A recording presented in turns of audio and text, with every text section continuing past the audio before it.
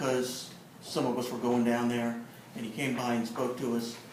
He's a very successful businessman who is taking a year off to commit his life to doing what God is calling him to do.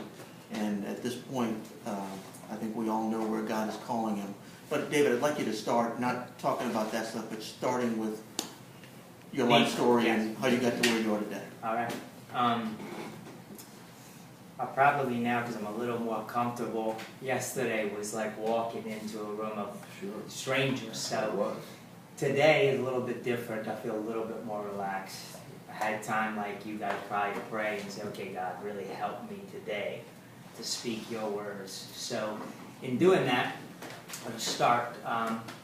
2 years old, I was a baby, of course, and I was adopted by my father who raised me. My biological father went off to war. When he came back, different man. My wife, my mom, and he were just two different directions. Neither of them knew Christ, so I grew up apart. Didn't even know that I didn't have a father until I turned like 12. And my mom said, hey, I want you to meet your real dad. Real dad? But this was my real dad. So I went to a wedding and I met my real father, and it was like battlegrounds. My mom didn't want anything to do with him because he was into drugs, heavy. The ironic thing is my father that raised me, drugs were a huge part of their life. So drugs and alcohol, but you know how sometimes you can kind of point the finger and say, well, they're a lot worse than we are, you know. So that's kind of the atmosphere that we grew up in, very aggressive. Money was so important to my biological father because he grew up with none. So we grew up so poor. We grew up in New Orleans. As a matter of fact, I was thinking back on 17th Street. It's so funny, like, you know, how God just walks you through all this stuff. On 17th Street, when we first moved to Louisiana, we rented a little house there for like $7.50 a month. You know, way back then, you probably can't rent a house for that around here anymore. But, so that was when I was 5, they moved here. But as life progressed, and I noticed that every time my dad had peace was when there was money. But if there wasn't money, there was anger. So I quickly thought, well, if you have money, you're okay. So that became my pursuit as a very young man. If I make money, my dad will be proud of me. I want to please the Father.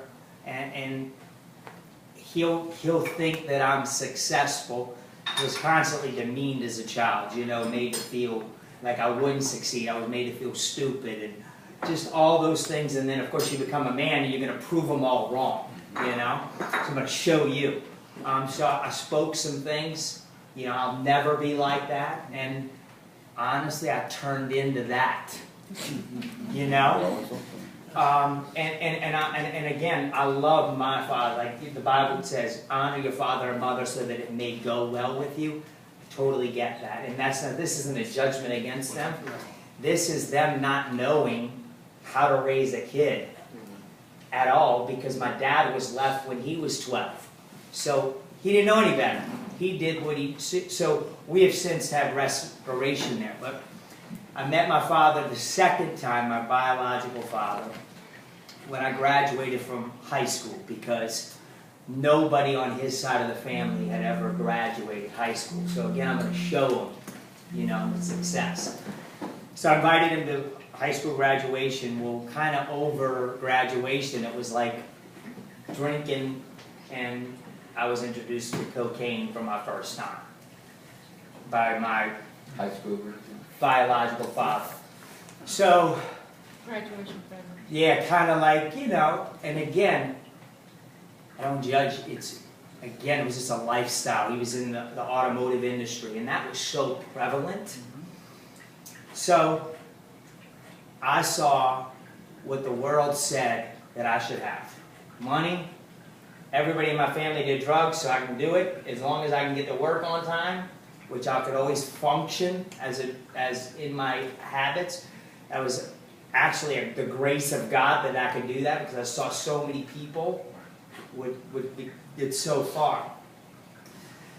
And the reason why I always tell that story is because God has always said, why did I go through so much as a young, why? And God said, everything that you went through is for this day, this purpose. Every person that I speak to in the homeless ministry, every person that God ever sends me to talk to, it's because I can relate, whether it's your foster parent, whether you got physically abused, sexually abused. I went through it all as a kid.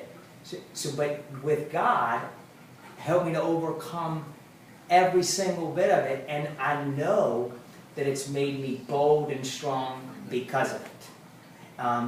So, for that span